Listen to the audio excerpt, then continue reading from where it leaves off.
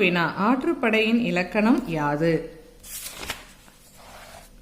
வள்ளலை நாடி எதிர்வரும் கூத்தனை அழைத்து, யாம் இவ்விடத்தே சென்று இன்னவெல்லாம் பெற்று வருகிறோம், நீயும் அந்த வள்ளலிடம் சென்று வளம் பெற்று வாழ்வாயாக என்று ஆற்றுப்படுத்துவது ஆற்றுப்படையாகும்.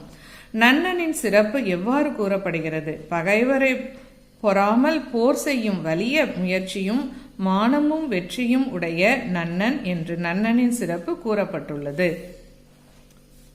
காணவர்கள் எப்படி பழகுவர் என்ன கூறுவர்? உறவினர் போலவே அவர்கள் கூத்தர்களுடன் பழகுவர். நீண்ட வழியை கடந்து வந்த கூத்தர்களின் துன்பம் தீர இனிய சொற்களை கூறுவர். மலைபடு கடாம் பெயர் காரணம் தருக.